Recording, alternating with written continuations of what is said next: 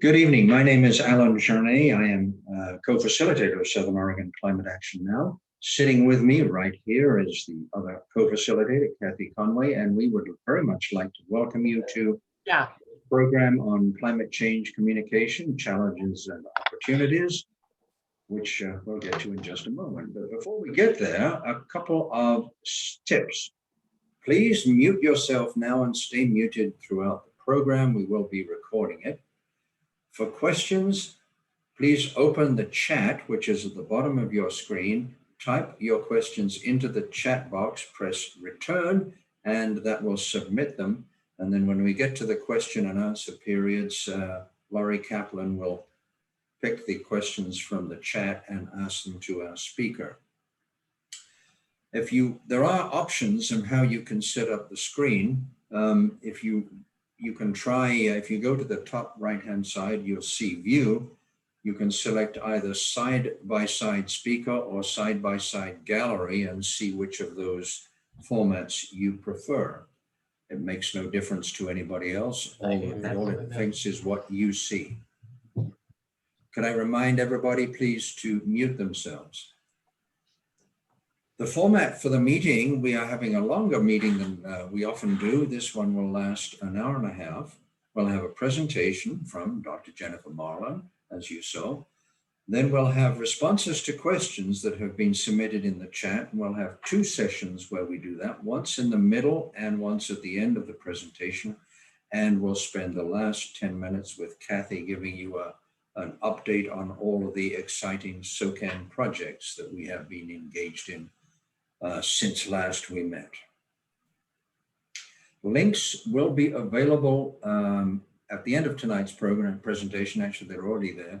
Go to socan.eco/action and select communication, and all of the exciting links that Dr. Marlon talks about as she's giving her presentation are posted and waiting for you to explore them. So over to Liz for the introduction.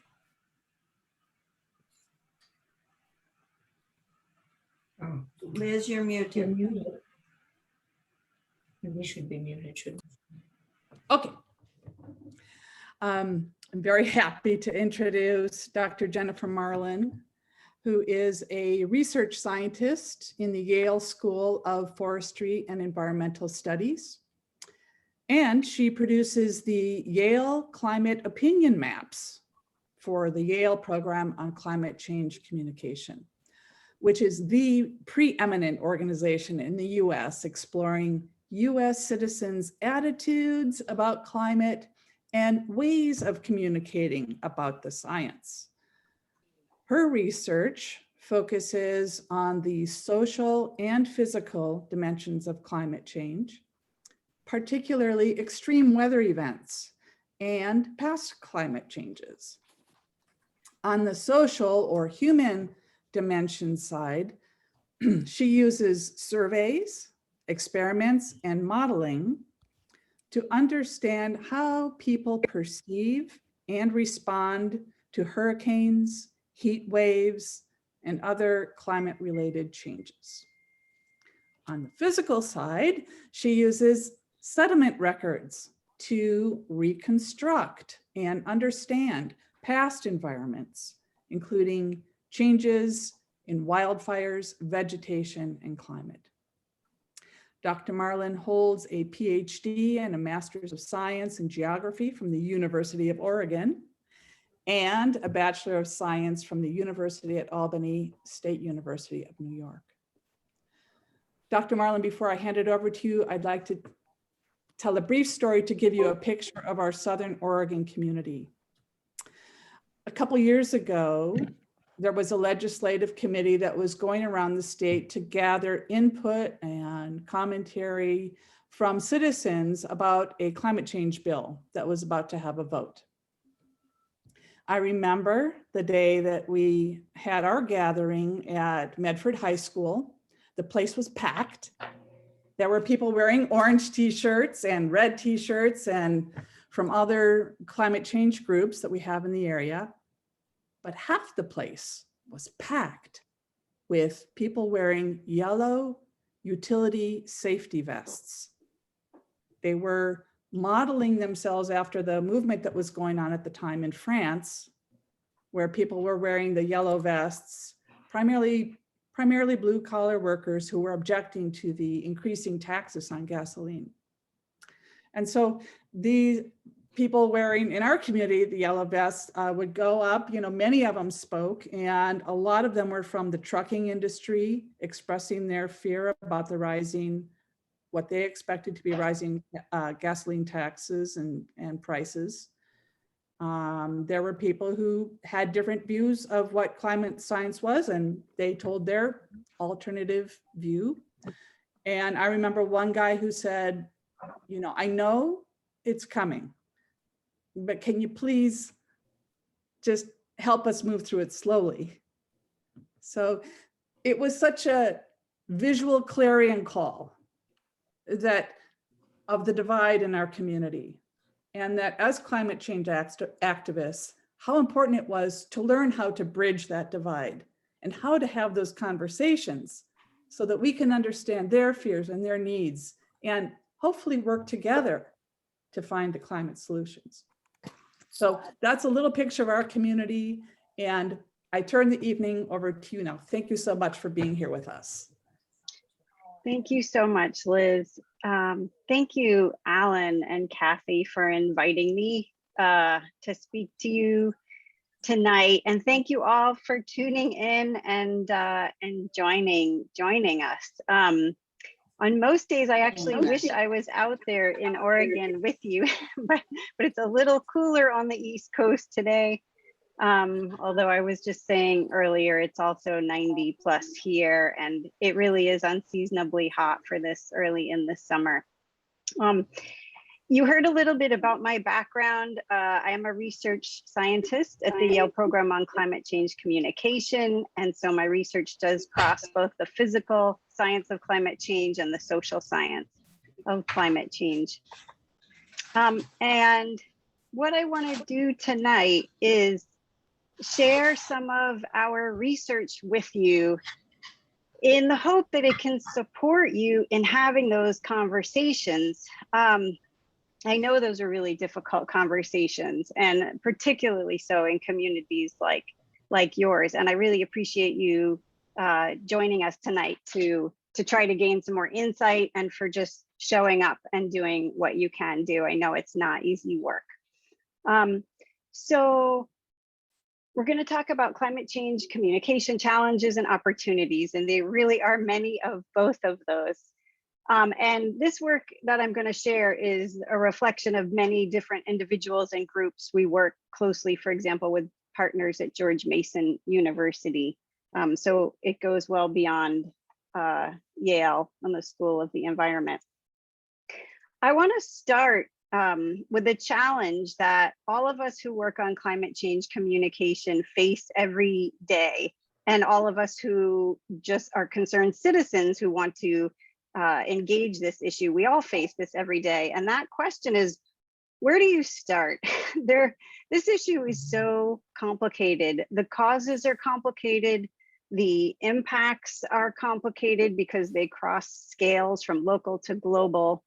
They cross time scales from changes in day-to-day weather to forecasts of what's happening in 2100. And the solutions are complicated because there is no silver bullet, as people say, there's silver buckshot. There are many little solutions that many different people, organizations, states, nations, countries have to do in order to address this. So the community has worked hard to kind of crystallize what are the key ideas. And they did such a good job. They got it down to 5 ideas and even 10 words. So we made it as simple as possible to kind of capture the underlying themes of all of these conversations. And this is, I'm taking you first through a national view of conversations about climate change, a national view of what we think and talk about and track with our public opinion data. These 5 key ideas are: 1, it's real. This is a real problem. The Earth's temperature is warming 2 degrees Fahrenheit, almost 1 degree Celsius in a matter of a century or so. And we're starting to literally feel the heat. It isn't just the land surface that's warming, though. It's also the air temperatures. It's the ice, or the Earth's cryosphere, of course, is warming up. Snow and ice are melting. And the oceans are warming even more than the land. So it is real. This is a real problem. The Earth is warming. The second key idea is that we know what the cause of that warming is. There is no uncertainty at all about the cause. We know with 100% complete certainty that it is human activities. It's burning coal, oil, and gas. That's the primary cause of the warming. Burning those old dirty fuels that have been dug up from deep within the Earth's surface, burning those fuels produces carbon gases that trap heat. It's like adding a blanket, an extra blanket around the planet. It's trapping the heat that originated from the sun, was absorbed by the Earth, and it can't escape the way it should, because the gases, certain gases, carbon-based gases, trap heat very effectively. So it's us, human activities. 3, it's bad. There might be some good side effects, maybe for places in northern Russia, or in even parts of the US where maybe you can grow different crops now that you couldn't, but those are temporary in most cases. Those benefits are short-lived, because overall, across space and across time, the impacts for people living in communities all across the country are largely negative, and are going to far outweigh the benefits. 4, scientists agree about 1, 2, and 3. There's a very strong consensus. About 97% of scientists actually have looked at the evidence and are convinced that it's real. It's caused by burning fossil fuels primarily. The effects are bad. And it's going to get worse if we don't do more about it quickly. So those are 1, 2, 3, and 4. But the 5th critical idea that underlies most of the conversations we're having and the arguments we're having is that there is hope. We actually have so many tools in our toolkit. We have many existing technologies. We don't have to innovate. It would be great if we could innovate, but many of the things that we need to do, we don't have to innovate a whole lot in terms of, developing new technologies. We need to improve existing technologies, and we need to innovate in terms of policy and cultural change and social change. But those things are changeable, and we have lots of evidence from history that those things can change quite quickly. In fact, more quickly than it feels sometimes. So there are many reasons for hope. So I want to just quickly walk you through where Americans as a whole are in terms of these 5 key ideas that we track with our survey data. And our survey data come from spring and fall surveys. We've been conducting these at the national level, so they're nationally representative. That means we pick people of different education levels, different age groups, equally balanced in terms of gender and income brackets and politics and many in geographies. So we're reflecting the Americans as a whole. And so we've sampled people twice a year for over a decade now, and we find that today 72% of Americans say that global warming is real. It's happening. Now, many people think it's just sort of been a linear upward trend over the past decade. It has not. In fact, it was 71% over 10 years ago, before the Great Recession. At that point, the numbers kind of crashed, and we've slowly been working our way back up since then. And if someone wants to know a little bit more about this tip, I can talk about it in the Q&A. But there's still about 13% of Americans who don't even believe that it's warming. And so there are still a few who think it is perhaps cooling or a hoax. It is, of course, warming. This is old data now. This is from 2018, New York Times graphic here. Of course, 2020 is now tied for the warmest year on record. We'll see where 2021 falls in, but the temperatures are indeed rising. The second idea, what's causing it? Well, there's more confusion there. 58% of Americans say that a majority, 58% of Americans say that global warming is mostly human caused. The reality is it is human caused. Some people say it's more than 100% human caused. We actually should be cooling right now at the planetary scale, but we're warming because of our carbon pollution that we're creating. 29% of Americans think it's mostly natural changes. So that's a substantial portion who still think that maybe it's volcanoes or solar variability or something else. They don't believe that it's fossil fuels. We know that it is fossil fuels because of many different lines of scientific evidence. We can actually look at the molecules in coral, for example, and see the chemical signature of fossil fuels embedded in the coral over time. And we can actually measure old pieces of coral that have grown over time. And so we have these historical records of when the burning of fossil fuels really started to change the composition of our atmosphere.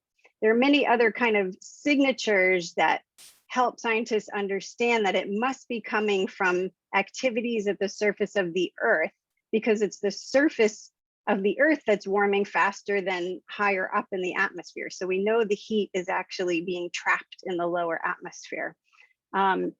And these are, I could talk in detail about many of these, but the point is just that there are many lines of evidence that confirm that it's human fingerprints all over our climate system. The climate has changed many, many times in the past, and we know that, but those times were very different than this time. This time it's unique. This time it's human activities.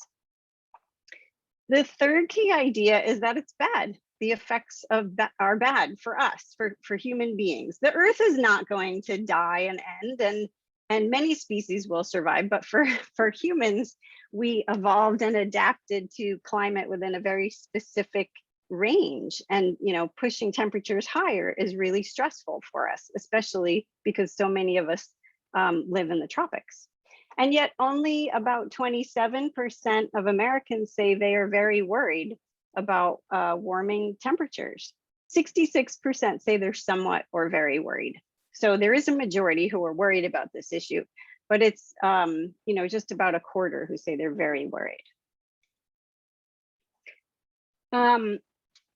Part of the issue is that climate change is it's considered a scientific issue. The original voices people who were coming out and talking about this issue were scientists. There's a lot of science and data that's brought to bear on it. This is a map of some of the impacts that we've already been feeling, for example. So when I say it's bad, it's because of data like this that says 71%. There's been a 71% increase in heavy rain and snow events in the northeastern part of the country.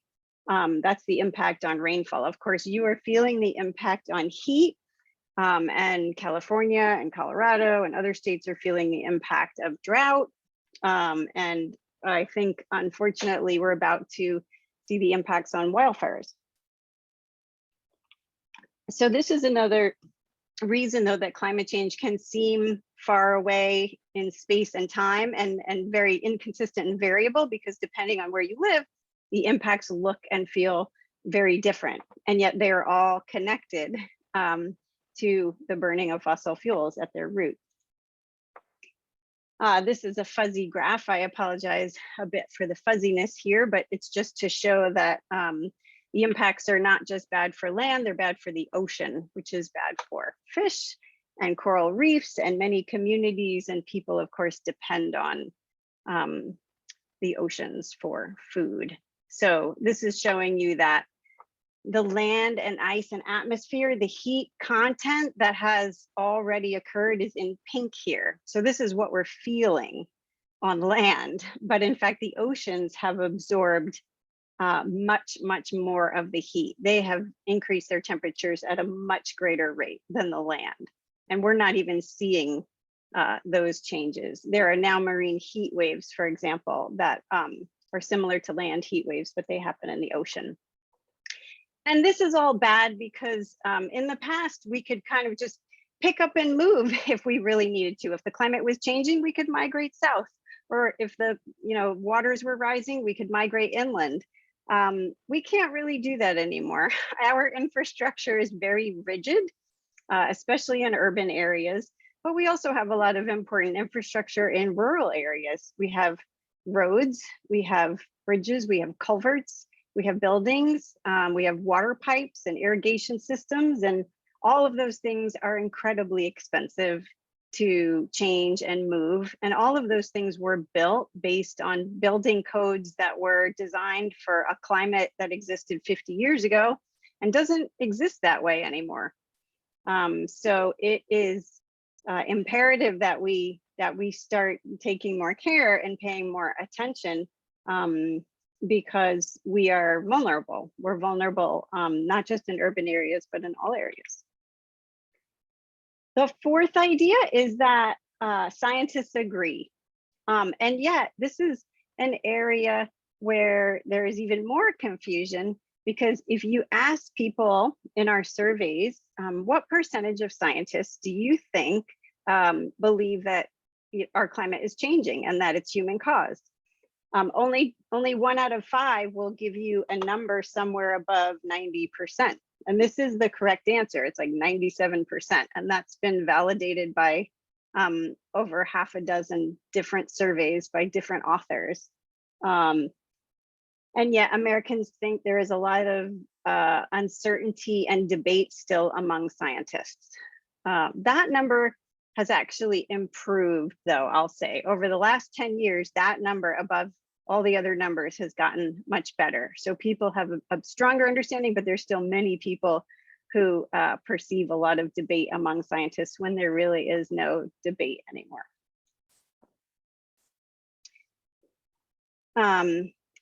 97% of scientists agree, and some of you may have heard this statistic because it's been a kind of mantra, because the consensus is so strong. And in fact, this consensus is about as strong as the consensus among medical professionals that smoking causes lung cancer. They know that without a doubt. And so scientists, climate scientists in particular, feel generally the same way about climate change. And once you understand that fact and understand the strength of the scientific consensus, some studies have shown that you're more likely to be interested in taking action. So that's why many in the community try to help people understand this, this consensus. But for people who don't trust scientists, and there are many people who don't trust the scientific community, there are other sources who say essentially the same thing, including ExxonMobil. So if you visit the web pages of even the oil and gas industry now, you will find pages that very clearly and articulately talk about the problem of climate change, and acknowledge that their products are part of the problem, and they are working, the websites will talk about what they're working to do to try to address that. So it's not just scientists and liberal politicians and environmentalists talking about this anymore and saying it. It's actually ExxonMobil, and it's Shell, and it's BP, British Petroleum, it's Chevron. You can go to any of those companies. You don't have to look to the scientists. You can also look at the website of the military on climate change and talk about what they're doing to address it. You can also go to the website of the insurance industry. There are many corporations, industries, and organizations and associations of doctors and chemists and engineers. And it really, there is a very strong consensus now, well beyond the scientific community, about the root causes of the problem. So the fifth idea that brings us to is that there is hope. And this is some data also from our surveys showing how this issue has changed in terms of being a priority for the government to act.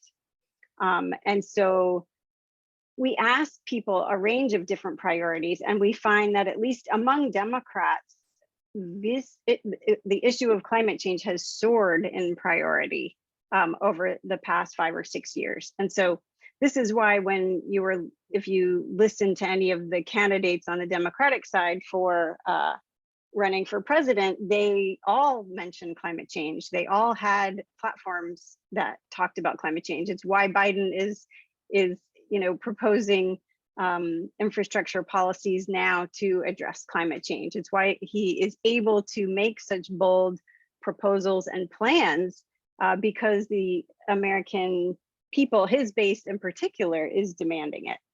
And so that's really important. It's important for the movement to, for those who are engaged on this issue, to demand change. And so these numbers are really striking. This is relatively rapid change in a short period of time. Of course, independents are, just inching up fairly slowly, and Republicans are relatively flat, completely flat, actually, not relatively. Maybe there's a few point upward trend here over the past decade, but almost no change in Republicans. If we look at global warming in relation to other issues, which is important, right? Because people may say that global warming is a high priority, but what about when you're comparing it to all these other issues? And you don't have to worry about the details here, but the point is just that this is a very politicized issue, as you will know very well. Liberal Democrats now say global warming is their #2 issue of all 30 issues listed here. And environmental protection is #3. This has never happened in the history of all the polling organizations that have tracked issue priorities and included questions about the environment. We have never seen environmental issues get so much attention here. So liberal Democrats are really motivated on this issue. Moderate to conservative Democrats, it ranks #8, which is still quite high. Liberal and moderate Republicans, however, it ranks #23, and for conservative Republicans, dead last. A deeply polarizing issue, if there was one. Some people say it's more polarized than abortion at this point, and according to this data, it is. So, that is the context, and your story, Liz, at the beginning, I guess, drove this home to some extent. But there is hope. So for one thing, having a group of committed liberal Democrats pushing forward on this can make a real difference, right? We don't actually need everyone to agree in order to enact policy or in order to make important behavior changes. People do things for many different reasons. And so even beyond that, there's reason for hope when you start looking at specific policies. This is data showing that when you start talking not about whether it's real or what's causing global warming or whether scientists agree, but when you talk about specific policies that will help us reduce our carbon emissions and transition away from fossil fuels and towards clean renewable energy, then in fact, majorities of liberal or moderate Republicans, and even in some cases, majorities of conservative Republicans agree and want these things too. We actually all want these things. Policies like providing tax rebates for people who purchase energy efficient vehicles or solar panels. 64% in April 2020 of 64% of conservative Republicans supported that. 80% of liberal and moderate Republicans. Funding more research into renewable energy like solar and wind power, majorities of every political color supported that. Generate renewable energy on public land, majorities. Even regulating carbon dioxide as a pollutant, a majority in all cases there. It isn't until you get to more regulatory type policies where you start to see resistance from conservative Republicans and opposition. But even then, the Republican Party is split on some of these issues, support versus oppose, when we're talking about eliminating all carbon pollution created by coal, oil, and gas by 2050, for example. Now, these numbers are actually dropping among Republicans because they are becoming more mobilized and more resistant. The vested interests in not switching to renewables are really getting activated and trying to push these numbers. But so I think there is reason for hope, but it's cautious optimism and a lot of work to be done. So I'm going to I want to switch over here. So if you'll give me a moment, I want to share another tool, the Yale Climate Opinion Maps. And this is a tool that we use and share to help get a sense of where people are. Let's see. So I'm going to stop sharing for a minute. Let me share my screen again. Okay. Of where people are in the country who are holding these different beliefs. So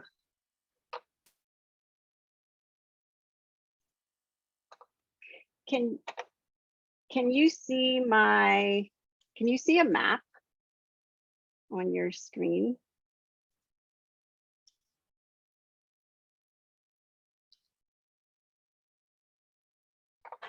Let's see. Yes, we're good. We're good with the map. Go ahead. Yeah, Okay. we see a map. Okay, thank you. So these are the Yale Climate Opinion Maps. And what I just shared with you were some national numbers. So about 72% of adults, American adults, think global warming is happening. But since we've been collecting this data for over a decade now, we've been able to create estimates for every state. And so now we can see that in Oregon, it's just 1 percentage point higher than the national average. But we can see that there's some variability. So New York and California are a little bit higher. Oklahoma, West Virginia are a little bit lower. And we have a lot of different questions that you can look at here. And one of the things I like to show and to use these maps to show is how people view this issue, how the bulk of people view this issue in terms of how worried they are about it. So when you think, for example, when we ask the question, do you think global warming will harm future generations? At the national level, it's about 71% of people who will say, yep, it will harm future generations. So people really see that this is going to have long-term negative effects.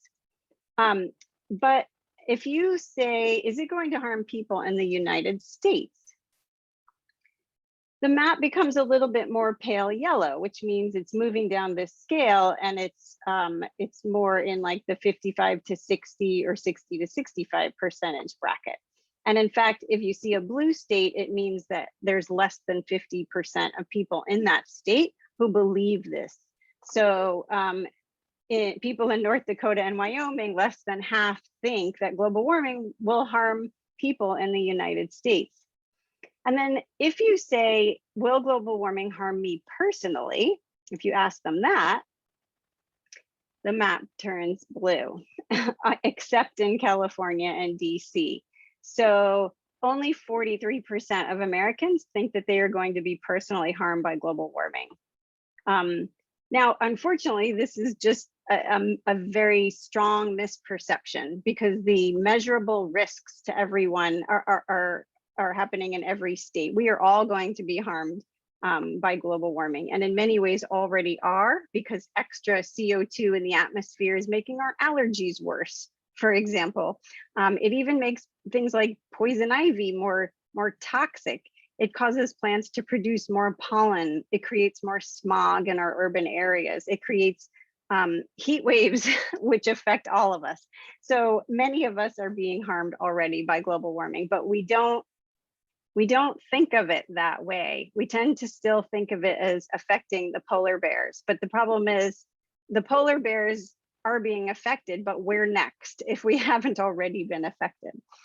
So part of the communication challenge for all of us is to help people connect the dots between the weather events that we're having and climate change and its root causes, and to help people understand that the droughts and wildfires and heat waves can be lessened, and we are already working to lessen them as we start switching over to electric vehicles and installing solar panels and insulating our attics and eating less meat. All of these activities are going to benefit us by preventing more extreme weather. These maps also go down to the county level so we can see in detail. And I believe that this is your county, is that right? Jackson County, where some of you are. So 38% in Jackson County believe that global warming will harm them personally. Now there is also some good news here, which is that if you start looking at policies like regulate CO2 as a pollutant, there's actually majority support in every single county across the country to do that. These are national level policies. And so there are fights in Congress because Congress does not necessarily have the same attitudes as people across the country. So actually enacting these policies is a bit of a different ball of wax, but there is broad public support. It depends on the policy. When you talk about requiring utilities to produce renewable energy, for example, you get a little bit less support, but by and large, many of these policies have really strong support. So I would like to pause here and open it up to Q&A for a bit, I think, and then switch over a little bit more to actually, talking to different audiences and having conversations and why that's so important. Does that sound okay? Yeah, that's great. This is Lori Kaplan. I'm going to be moderating the chat for this evening.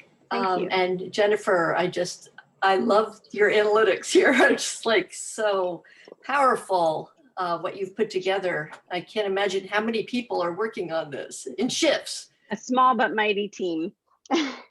I love that. So if anybody has a question now, if you want to put that in the chat, and I will pass that on. And Kathy Conway is pointing out that the maps that you're showing, Dr. Marlon is showing, are linked on the webpage links for this program. And I said, I don't know about everybody else on the call, but I already feel very personally harmed by global warming as we sit here after 111 degrees yesterday and severe concerns about drought. I'd love to chime in, get some folks. Here we go. Great. Here we go. They're flowing now. Question from Casper. The EIA projects that in 2050, use will still be made of natural gas and coal for electricity generation. This is today in Energy, February 8th, 2021. He's got a citation in his chat. No estimates are available what the size of the CO2 equivalent emissions will be then from this energy mix of renewables of plus 42%, natural gas plus 36%, coal plus 11%, and nuclear plus 11%. Do you have any comments on that, Dr. Marlon? Just that the EIA projections have been notoriously off. So they do have projections, but I'm not sure I have tremendous faith in those projections, I guess. Historically, they haven't really been borne out. So I'm not sure about the details or the specific numbers. I can comment on the measures that are shifting more rapidly, and we will talk a little bit about that. I'm actually working on research right now to make these opinion maps so that they're available for every year, so we can look at the trends over time. But I will switch to, we have a lot of tools on our website, and I think if I can get here pretty quickly, I can show you a little bit more data. So these are climate views over time. And here you can see the beliefs. The pink one is happening. So happening is going up. The yellow one is caused by human activities. That's going up. And then the scientists, do scientists agree, is this kind of teal color at the bottom. So you see that the jump in that is even stronger than the other two. When you look at risk perceptions, these are all national trends from 2008 to 2020. Risk perceptions are going up over time, but this bottom one here, harm me personally, is the one that's quite low. And what's interesting there is that it turns out that experience, even though we think that when we go through a drought or, our neighborhood is affected by a hurricane or a wildfire, that we kind of assume our neighbors are feeling the same way about it. But it turns out that we really do a lot of interpretation about our experiences. And if you think about it, it makes sense, right? When you go to a restaurant and you sit with a friend, you could have the same meal and you might love it and they're going to hate it. Or you go to a sports event, depending on the team you're rooting for, you're going to come away with a very different sense of that outcome.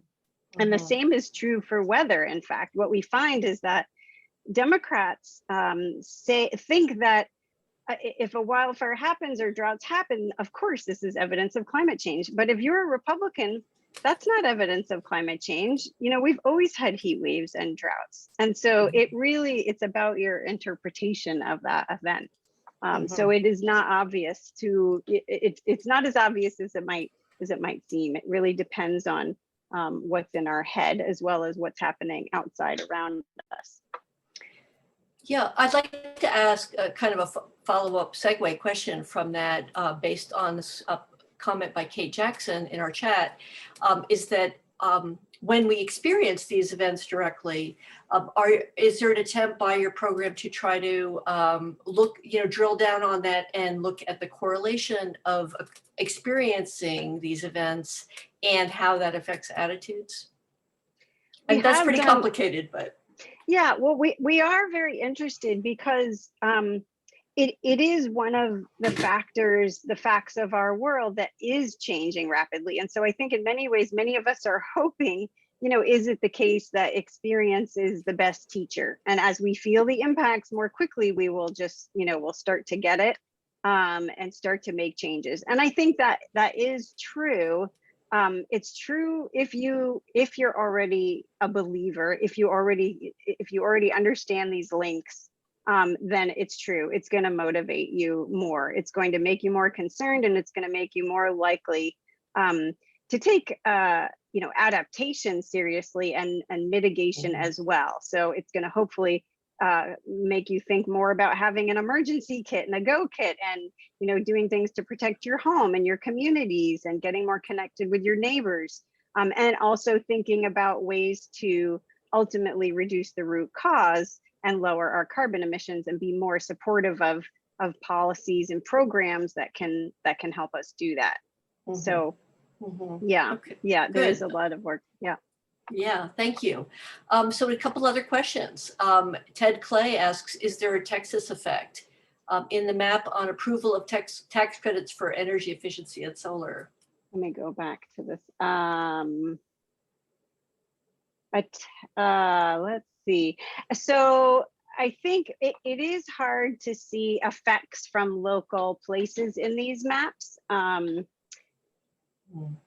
Yeah, because part of these maps are conservative. And so part of what's happening, the reason we're able to make estimates for every county is not because we're surveying lots and lots of people in every county, but it's because we are pooling some data from nearby counties to try, and then estimating the values for every county. So some of the specific effects of a single state or a single county will get a little bit washed out.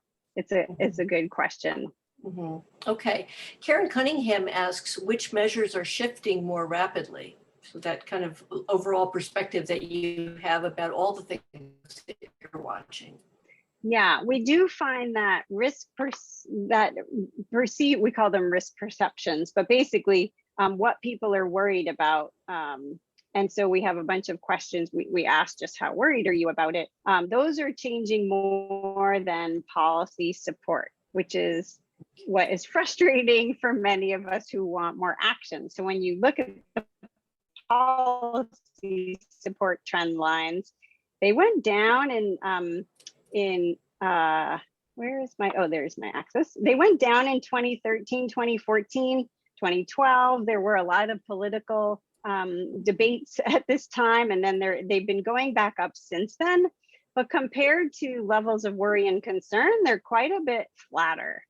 So there isn't as much support for policy, as even though concern is going up, up, up, people are not yet understanding that if we enact policy, you can address your concern. Oh. So So that's our challenge. That's our challenge, That's our is to challenge. find, connect those dots for people. Exactly. I have another question from Ray Millette regarding your early slides. What is the percentage of Americans who have no opinion or who are uninformed that climate change is even an issue? That I'm going to ask you to hold on, and maybe this is a good time for me to segue into the second part, because I will answer that question. Should I do that? Yeah, Okay. let's do that. We can come back to questions in a little bit. Okay, good. All right. So I will continue a little bit now into climate conversations.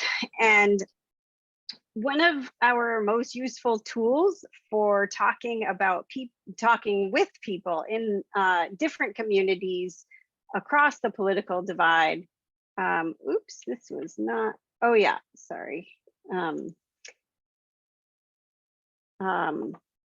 Well, before I get to that, I got ahead of myself. So first I want to just say, take a moment to say why having conversations are so important. Because we ask people, how often do you talk about this issue? And across the country, the average is that only 35% of people talk about this issue, at least occasionally, with their family and friends.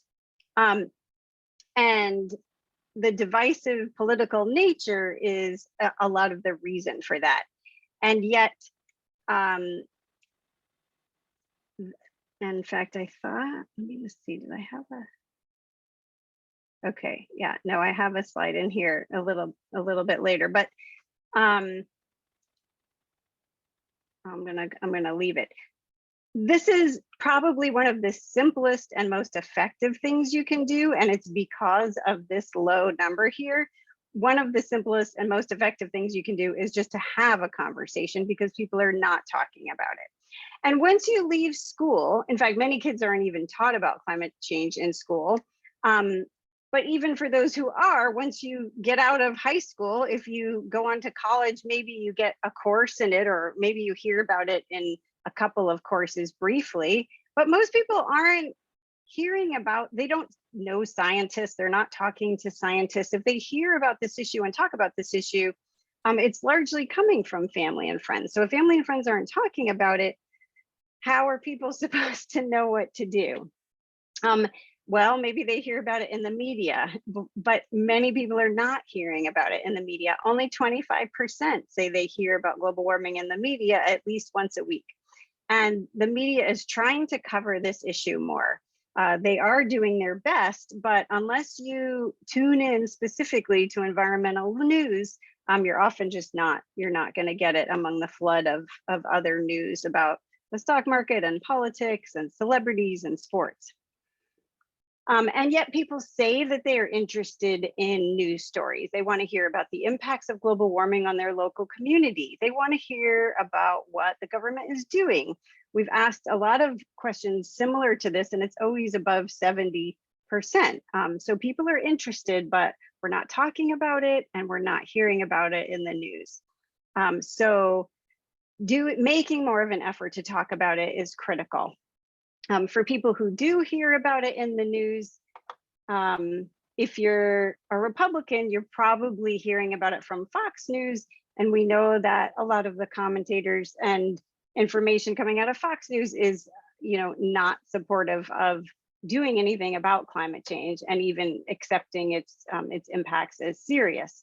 And Republicans tend to get their news primarily from Fox.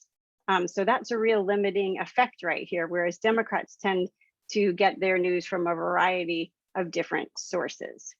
So there's a big difference in media consumption among Democrats and Republicans. And so having these conversations is important. This is some additional data about who people trust for information. Do you trust scientists for information about climate change? This varies also across the political spectrum. Liberals and moderate liberals tend to have much more trust in scientists, conservatives don't. So this again is reinforcing the idea that you are really the most important. If you have a trusted relationship with people in your community, with conservatives in particular, with others who might be disengaged or less engaged than you, it's really important to try to spark those conversations and ask questions and find ways to help people learn a little bit more about it. There's a wonderful TED Talk by Katharine Hayhoe.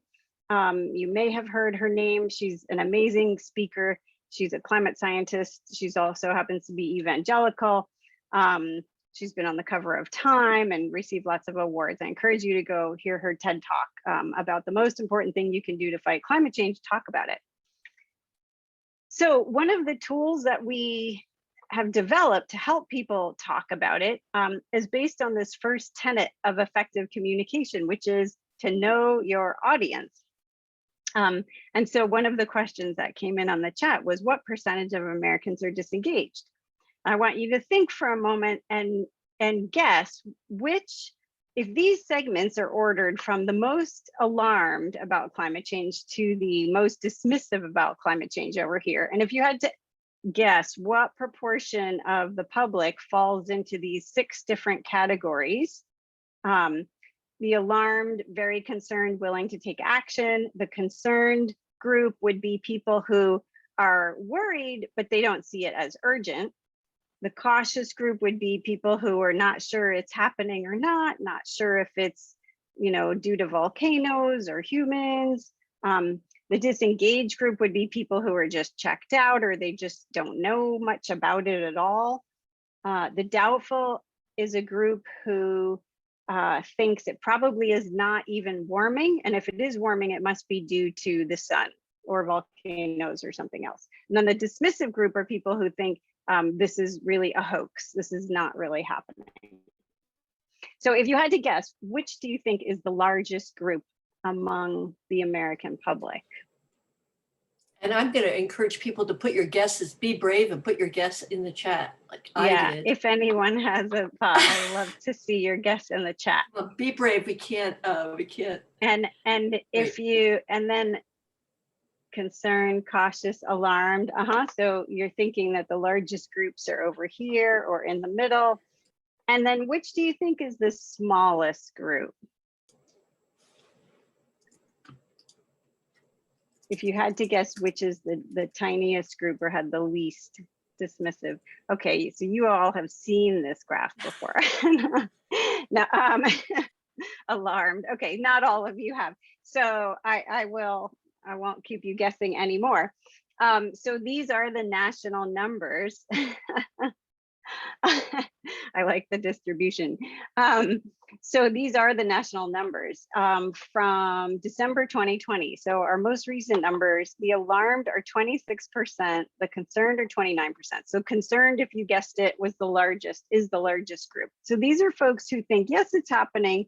They think human activities are mostly the cause, but they see it still as a distant threat. They don't think of themselves generally as being personally harmed. They think of it as something really we need to be worried about future generations. And they support policy, but they don't necessarily understand that it's really imperative to enact policy sooner rather than later because of this lag in the system. Because what we do right now is going to have impacts decades and decades into the future. And the longer we delay, the more irreversible the changes are. The smallest group is actually the disengaged.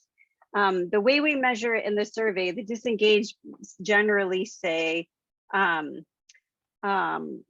don't know.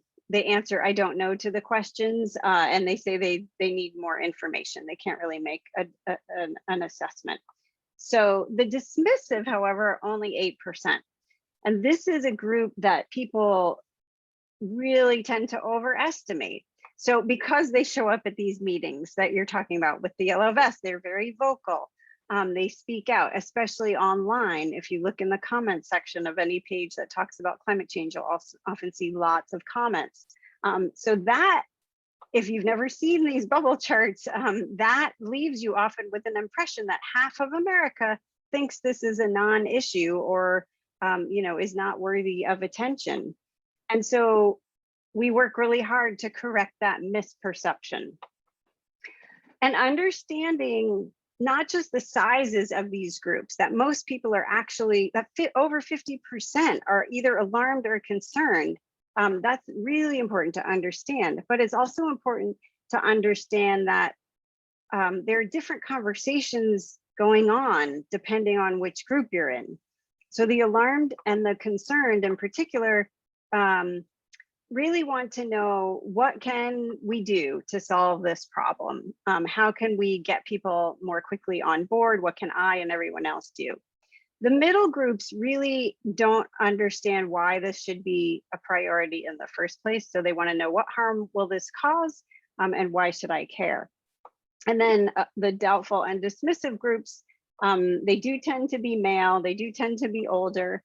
They want to know, how do you know that global warming is even happening? How do you know that human activities are causing it? And really, there's a subtext here, which is, why should I trust you? Because often the people who are talking about this are not like them. They don't perceive them to be like them. Usually the people talking about this issue, historically at least, have been liberal politicians, environmentalists, and scientists. And those are the groups that the doubtful and dismissive groups, who tend to be conservative and Republican, tend not to trust. So this is sort of the crux of the problem of communication. But overall, even not just the doubtful and dismissive groups, but across the board, all Americans underestimate how much people care about this issue and how much people even think it's happening. So to explain these data, you're looking at the percentage of liberal Democrats. This is, well, so what happened was we asked, what percent of the population do you think thinks global warming is happening? And so liberal Democrats will estimate about 63%. The general population will estimate 54% if you take the average of everybody. Evangelicals will say 49%, but regardless of which group you might look at, they all underestimate the actual percent who think global warming is even happening. And so we could ask this question for how worried you think people are, and on, and chances are everyone's going to underestimate it. And so this is related to that map I showed before, which shows that people are not talking about the issue very much because we perceive it as so politically divisive, and we don't want to, promote conflict. It's hard to talk about. We might feel like we don't know the science and the facts. And that sort of stimulates this, what we call a spiral of silence. We self-silence, we don't talk about it because it's awkward, or, for a variety of different reasons, we don't talk about it. But that reinforces this idea that we don't care, because we talk about what we care about. And if we're not talking about it, then it leaves the impression that it's not important. So, of course, when you do talk about it, the fear is that you're going to reach someone who really has dug in their heels and is a denier, and there is going to be a conflict. And I think a lot of us have had these conversations with our uncle at the holiday table, or in a political meeting, or in a community meeting. And I think many of us are familiar of what these kinds of conversations look like, because it's basically the 5 key ideas, but reversed. 1, it isn't happening. 2, it isn't being caused by human activities. 3, it isn't bad. And if it is, it's just not that serious. 4, if it is serious, well, it's too expensive to fix it. Well, and if it's not too expensive, then it's too late to fix it anyway. So why bother? Or it's just not really that important. And you scientists really should have warned us about this earlier. which of course scientists have been warning us about it for many, many decades. So it is frustrating to be confronted with these issues. But it's important to remember and important to convey that most people do not believe that. So I pulled out the numbers for Jackson County in particular, and even there, you might have guessed that the dismissive was much larger, but it isn't. It is a little bit larger than the national number. It's about 10% in Jackson County who are dismissive. There are still 50% in Jackson County estimated to be alarmed or concerned. So one of the guidelines for talking about climate change is really to not focus on the dismissive, basically, to not focus on the doubtful and dismissive if you can avoid it, or if you want to have conversations and are making efforts. Most of the people in the climate movement and in the climate change communication community are focusing on the 70% plus who are the mighty middle, because these are the folks who care, but they're not activated yet. Even part of the alarmed, just because people are alarmed doesn't mean that they know what to do, doesn't mean that they are writing letters to their representatives. It doesn't mean that they're trying to look into ways to eat less meat, or to find ways to do more energy conservation, or promote information and share information on social media about the problem and its solutions. So there are a lot of conversations to be had, and that don't focus on the doubtful and dismissive. And that's where most of the people's efforts probably should go, because we know how difficult it is to persuade those who are doubtful and dismissive. But what if you are going to focus on those communities, then what do? Do you start with more facts? Because we have a lot of facts, but I think many of us have tried that. We know that it's really challenging to get into a conversation or a debate with someone by just pointing to data or graphs or facts. I love this graph. I am a trained scientist. I looked at paleoclimate data. I studied paleoclimate data for many years. So to me, this data is very meaningful. It comes from an ice core record from Antarctica, and it shows the composition of carbon dioxide in our atmosphere over 800,000 years. And for context, we know that Homo sapiens, first of all, in Africa 200,000 years ago. And so temperature and CO2 have oscillated below this level right here for many, many years. And now today we're at 414 parts per million of carbon dioxide. And the temperature, which varies very similarly, we fear that it is following. But these are facts. And we know that people are not a blank slate. Just as we interpret our experience of the weather or wildfires or droughts, we interpret data through political lenses or cultural lenses. And so just providing more facts doesn't really help.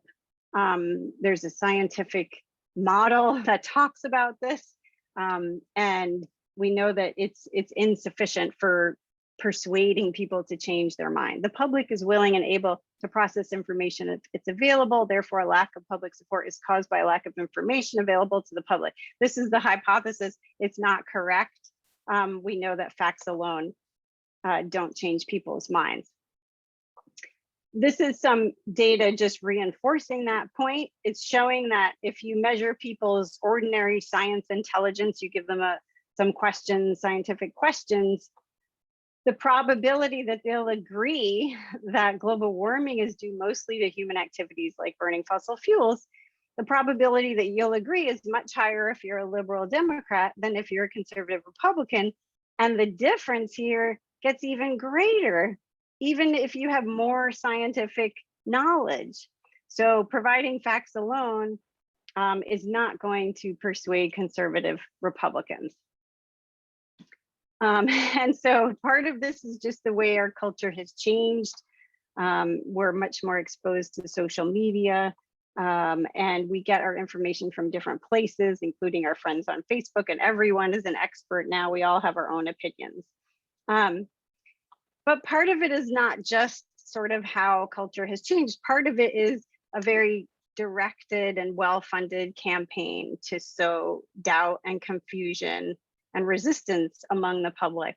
And if you haven't watched this movie, I recommend it. It's called The Merchants of Doubt, and it's how the fossil fuel industry and its allies deliberately tried to sow confusion and use the playbook of the tobacco industry in the 1960s and 70s, the same tactics that they used back then to try to sow doubt and confusion about the problem of tobacco and its link to cancer.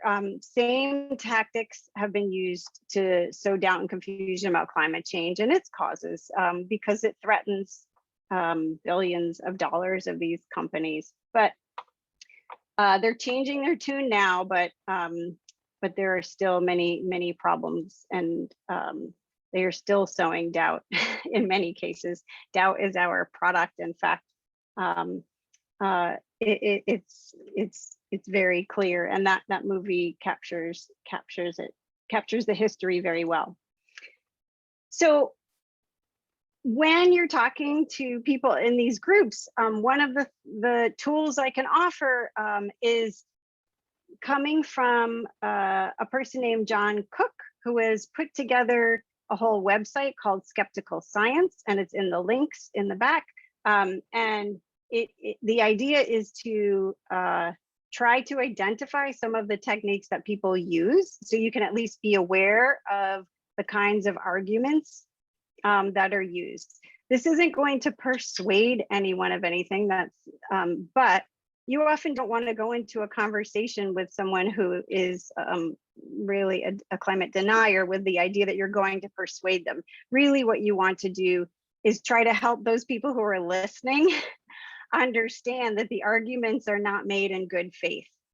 Okay, they're not really arguing with you. They're just trying to prevent the solution from being implemented. And so if you can point out the problems with their argument and show that they're not arguing in good faith, then that can at least maybe persuade some of the people who might be listening or bystanders, or even point out to them themselves that their arguments are not really are not reasonable arguments. And so he gives lots of examples. For example, drawing on fake experts. Well, so-and-so said XYZ. Well, what are their credentials? Did they bring any data to that? Some people will use logical fallacies. These are conclusions that just don't follow from a basic premise. Impossible expectations, cherry picking, and conspiracy theories. I'm not going to go through all of these one by one. This is more to point you to a resource, which is available online. And in fact, there's even an app you can download on your phone that will help. You actually get to play a denier and use some of these tactics and come up with some of these arguments. People are using it in classrooms now. There's something, for example, called the slippery slope, which is a kind of logical fallacy, which is like, well, if we put electric chargers on the highways, then it's going to cause, everyone is going to buy electric vehicles, and then we're going to have problems with the batteries and mining lithium, and that's going to destroy, I don't know what, that's not a great example, but you get the idea of the example of a slippery slope that just isn't, you're jumping too many steps ahead. It's very implausible that that would happen. So this is a resource for you for identifying some of the problems with those arguments.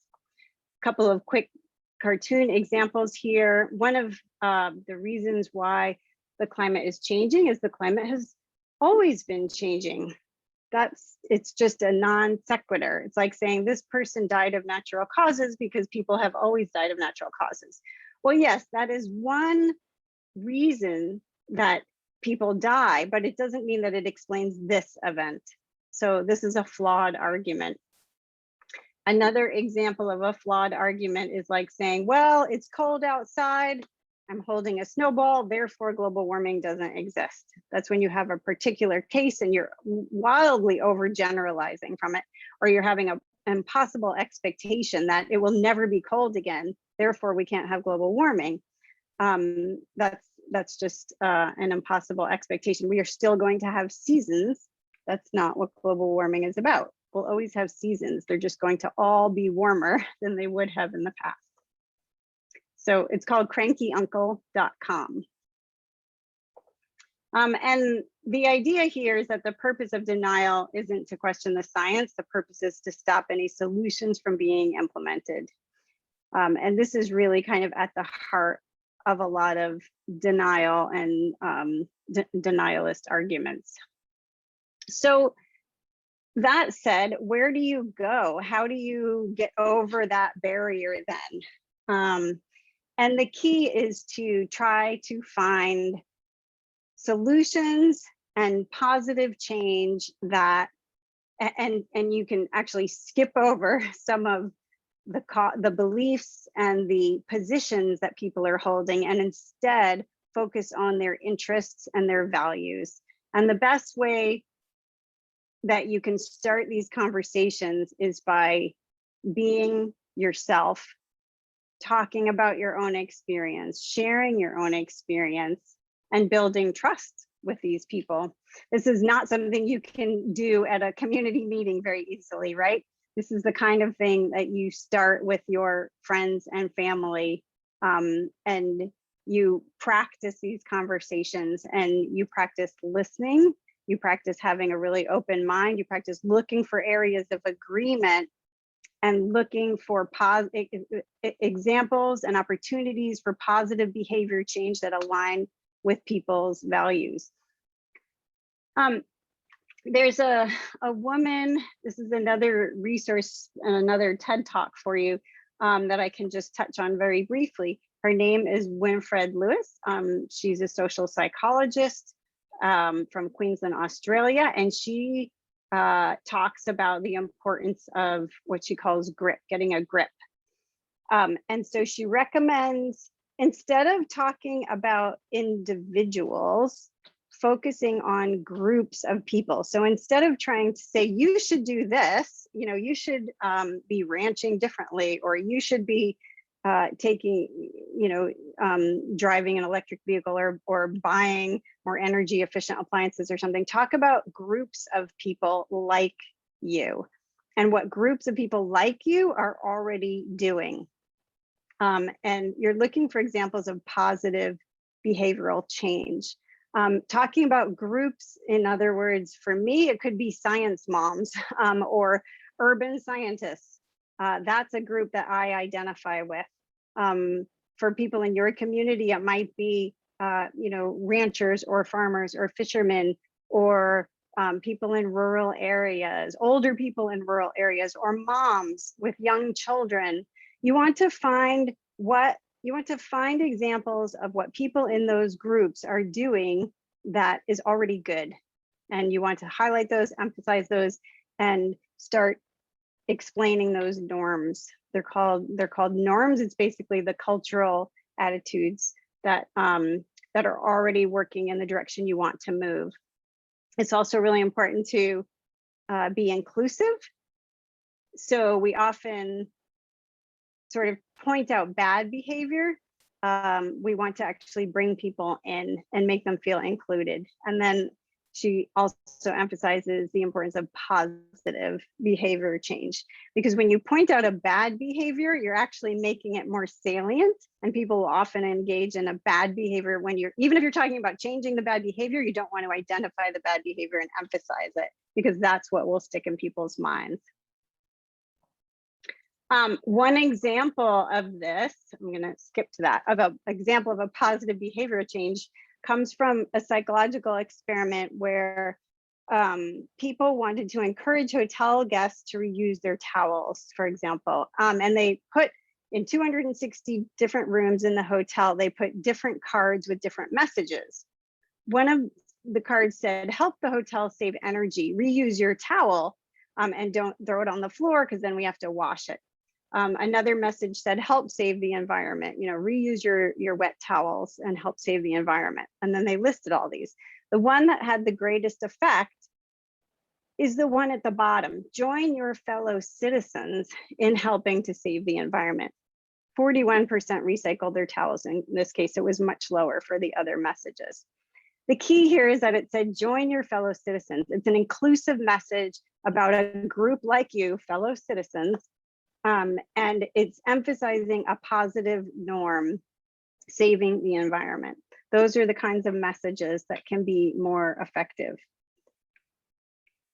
I'm going to skip because I have a little bit, I want to wrap up. It's getting late. I want to share another tool and another technique, which is to find stories that resonate with the people who you're talking to, or the people who you want to reach. And we have a website called Yale Climate Connections, and they have loads of these stories. They're only 90 seconds long, so I'm going to try to play it for you. And I hope you can hear this. I'm Dr. Anthony Lazowitz. And Okay, hang on a second. So if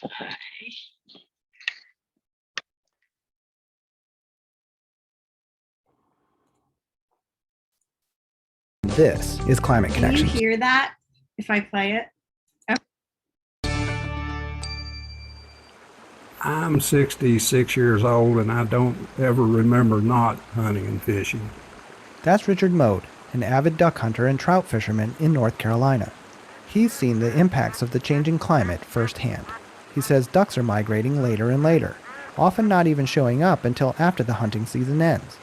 The fishing has also changed. Trout require cold, clear, clean water.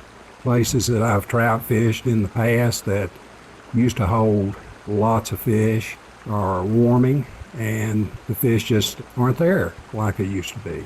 It makes me very, very sad. There's a sense of loss there that I cannot fully describe to you verbally. Mode hopes these changes can be slowed or reversed before more trout habitat is lost. But more importantly, climate change is a national security issue. It's a health issue. It's not just sportsmen wanting to catch more fish. There are many, many reasons why we need to move away as much as possible from a carbon-based energy policy.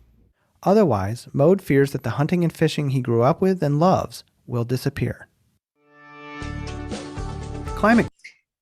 So that's just one example from a conservative man in North Carolina, and this little radio snippet was actually tested with different audiences and was shown to make conservatives in particular more concerned about the issue, because it came from a messenger who they trusted, the kind of person who they trusted, the kind of person who was like them.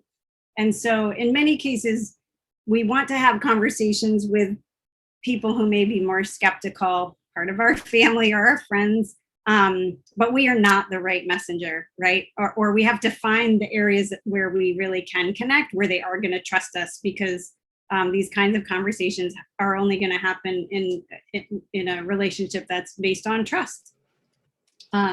So finding the right messenger is critical, and then emphasizing the positive change, the change that is already happening, the change that can bring them potential opportunities and benefits. And those are really local stories that you have to find in your own communities. For me, it's my colleagues in buildings nearby who are changing their work habits and using less carbon in the process. It's my neighbor who's installing solar panels, or my other neighbor who's changing the way they water their garden, and things like that, because those are the people like me who I pay attention to. And so it's about finding those stories. So I think I'm going to, there are many stories. Well, I'll just show you briefly. There are many stories on this website that you can browse, and it's also a podcast, so you could download it. It's actually on hundreds of radio stations across the country, but I don't know if there's one in Medford. There is a map.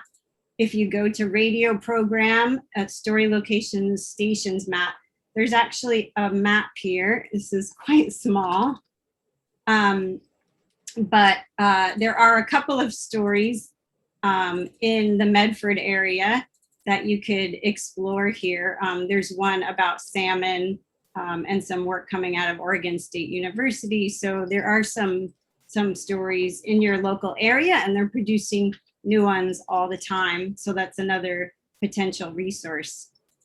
I think this is just the last slide I wanted to share, which is that in addition to talking about it, which sometimes just proves too difficult, what inspires people more than talk in many cases is action, because words speak louder than, actions speak louder than words, rather. And so when you yourself take action on climate change, whether that's through, reusing or reducing waste or energy,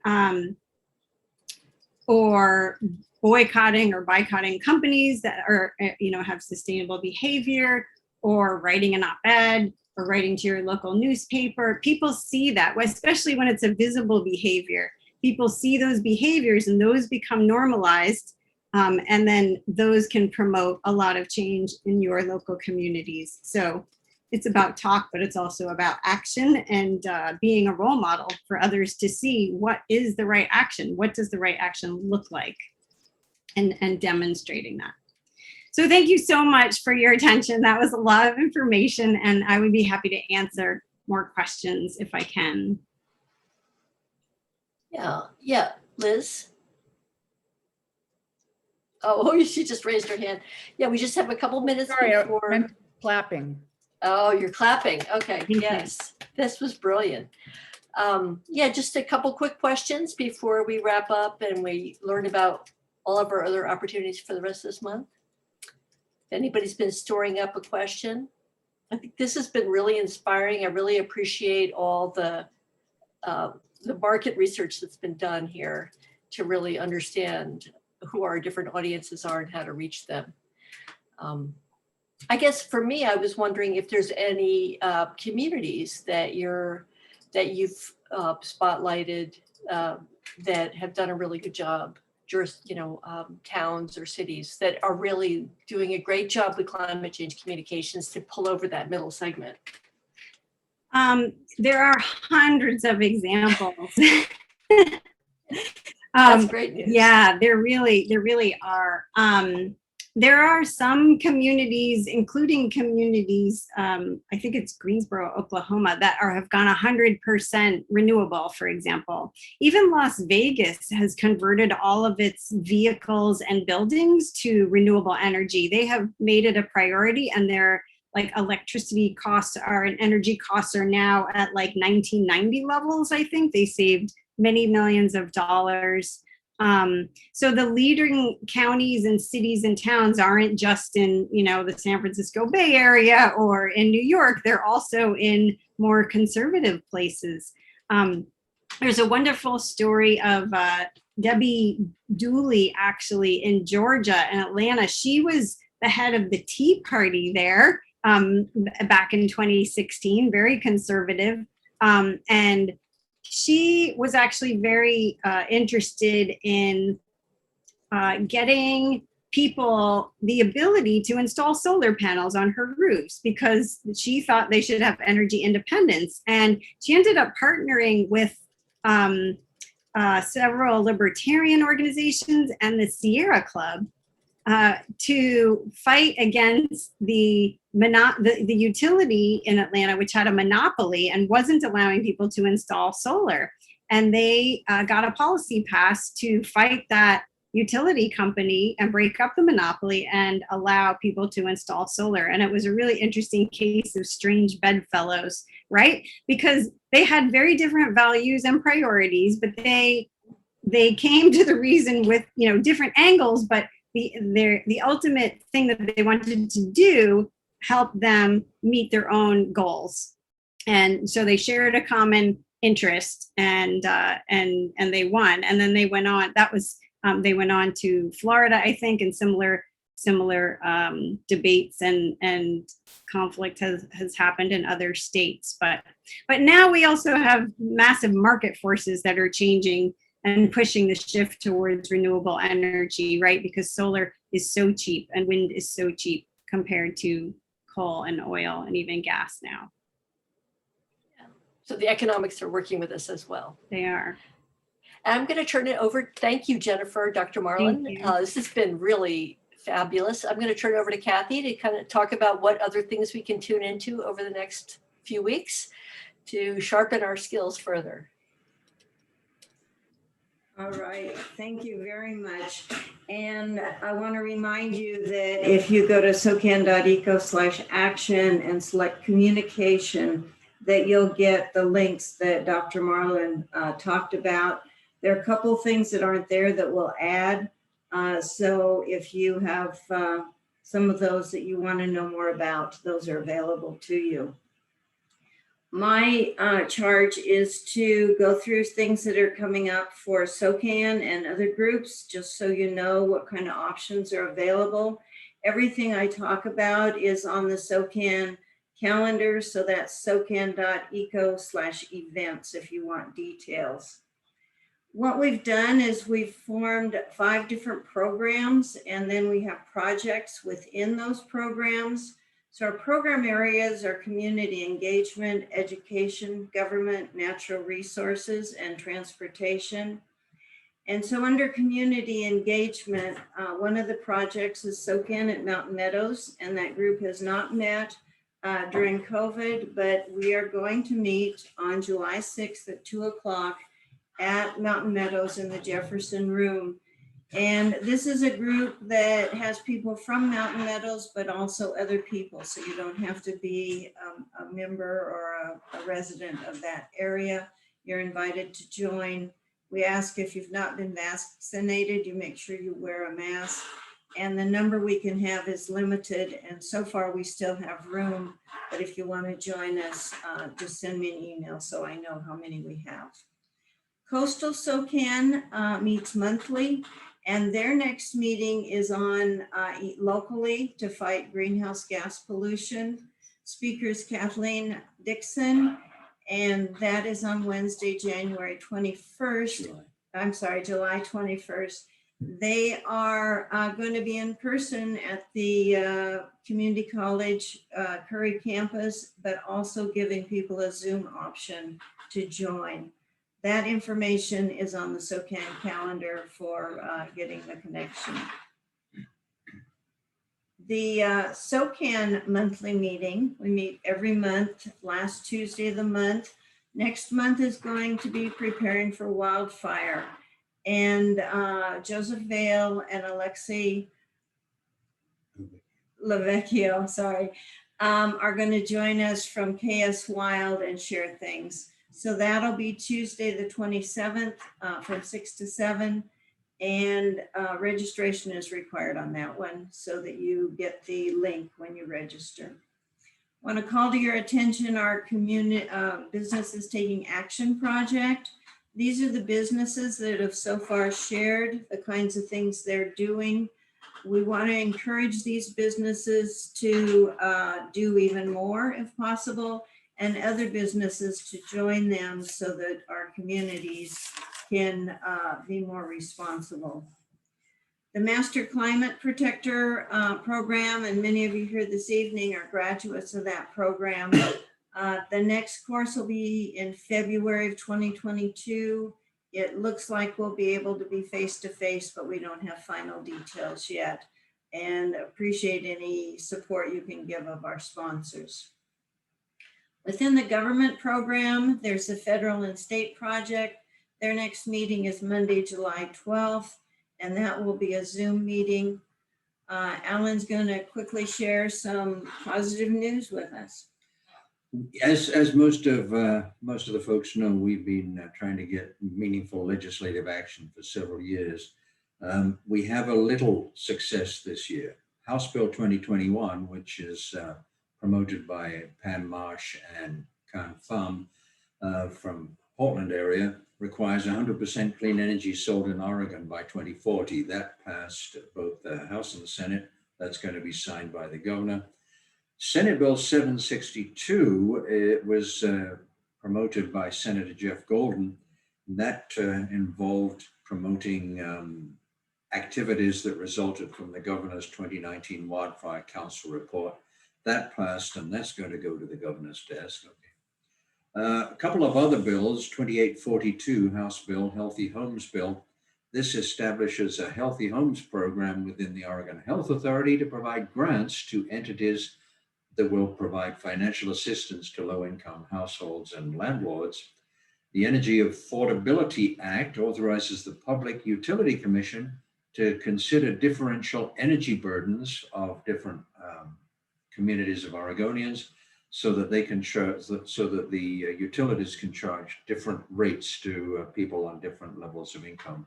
And there's a couple of other bills that were passed as well. So we had a few successes.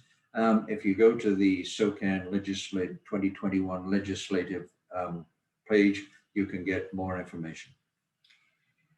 Also within the government program, the Ashland Climate Action Project is going to have a Zoom conversation in July.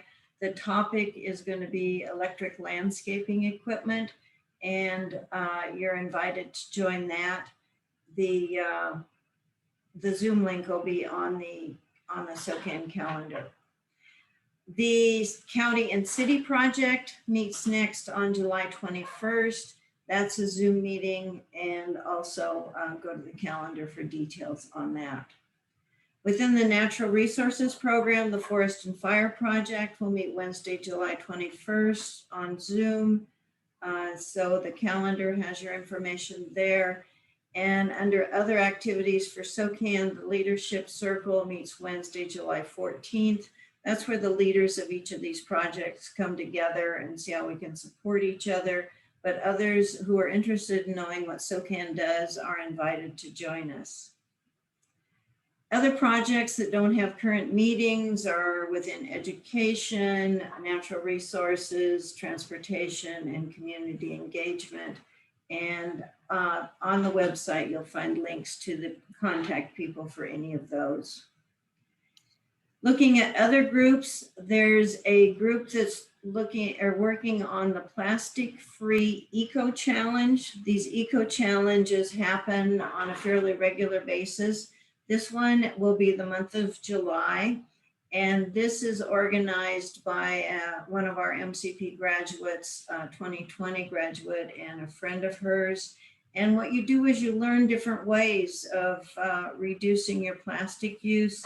If you join the Siskiyou Climate Crew, then that team gets points for what you do. And there's more information on letsgogreen.us. And finally, ROCPAC, which is Rural Oregon Climate Political Action Committee, a voice for climate action from rural Oregon. And we thank them for their efforts that they've made during this legislative session. So a very special thanks to Dr. Marlon for taking her time to organize and present and answer our questions. We greatly appreciate what she has given us tonight. And to Alan for having the insight into reaching out to Dr. Marlon and making all the arrangements for such a powerful presentation. Thanks to Lori for facilitating the Q&A. And I'm sorry, Liz, I missed you. Thanks for doing the intro and putting that information together. And also thanks to all of you for being here. I think, as many of you know, things only happen if we learn more and then if we take action. So I hope that you recognize the need to increase our conversations with others. It's different for everybody what they feel they can do, but I hope you feel more informed so that you are more comfortable taking action that fits for you and your personality. And finally, a survey was sent to you. It's very helpful to know some information about the people who are watching these meetings so that we can improve them. We really appreciate your feedback. It's a really short survey. SOCAN website is socan.eco. any questions, anything that wasn't answered, you want directed to somebody, info@socan.eco will get it there. And if you are able to financially support SOCAN, that is always greatly appreciated. So thank you. Thank you very much for being here. And thanks to Jennifer again. And we hope that you're thinking about actions you can take. And the Yale Program in Climate Change Communication. Thank you for all you do. Thank you. Yes, thanks very much. Good night.